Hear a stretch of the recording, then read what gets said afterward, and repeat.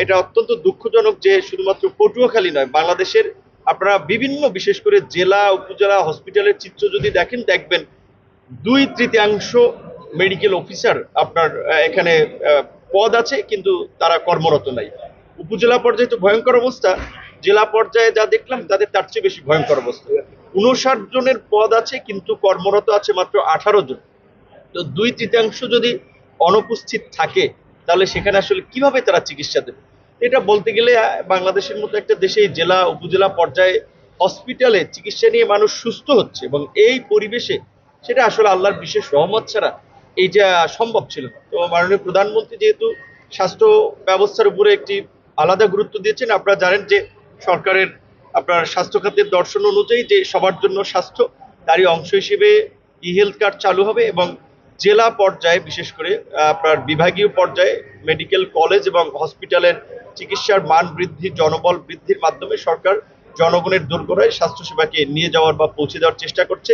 তারই অংশ হিসেবে আমাদের মন্ত্রী এমপি তাদেরকে স্পেশালি হসপিটালগুলোর দায়িত্ব দিচ্ছে যে যাতে এর পরিবেশের উন্নতি করা যায়।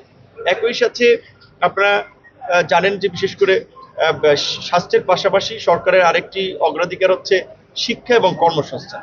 শিক্ষা আনন্দময় কর্মমুখী শিক্ষার জন্য পাঠ্যক্রম নতুনভাবে তৈরি করা, কারিকুলামের পরিবর্তন, এবং আমাদের যে দেশের বাইরে যে একটা বিশাল জনগোষ্ঠী কর্মরত আছে প্রায় 1.5 কোটি প্রবাসী, সেখানে এতদিন যে পদ্ধতিতে প্রবাসী যেত, এখন কিন্তু আমরা নতুন করে স্কিল ম্যান পাওয়ার পাঠানোরকে প্রাধান্য দিচ্ছি। আমাদের যে প্রায় 110টার মতো কারিগরি প্রশিক্ষণ কেন্দ্র রয়েছে, সেগুলোকে ফেসিলিটেট করা, এবং সেখানে যেন মানুষ ট্রেনিং নিয়ে তারা কতজন বাইরে যাচ্ছে, কতজন দেশে আছে, তার একটা ডেটা আমাদের থাকে।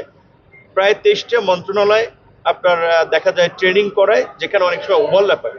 সরকারের অর্থ ব্যয় কমাতে এবং একটা নিয়ন্ত্রণের মধ্যে নিয়ে আসতে আমরা এই প্রধানমন্ত্রী অলরেডি নির্দেশনা দিয়েছেন, সেখানে প্রবাসী কল্যাণ ও বৈদেশিক কর্মসংস্থান মন্ত্রণালয় আমরা এই ট্রেনিং সেন্টারগুলো আমাদের কারিগরি শিক্ষা বোর্ডের সাথে সমন্বয় করে আগামীতে যেন আমাদের তরুণ এবং যুবকরা যেন বেকার না থাকে, দেশে কর্মসংস্থানের পাশাপাশি বিদেশে যেন দক্ষ জনগোষ্ঠী বা মানব সম্পদ আমরা পাঠাতে পারি, সেই বিষয়ে সরকার একটা গুরুত্ব রয়েছে। সুতরাং স্বাস্থ্য, শিক্ষা এবং কর্মসংস্থান এই তিনটার সরকারের একটা বড় অগ্রাধিকার রয়েছে, এবং এই তিনটা জায়গায় যদি সরকার আমরা সফল হতে পারি, আশা করি দেশকে আমরা অনেক দূর এগিয়ে নিয়ে যেতে পারবো।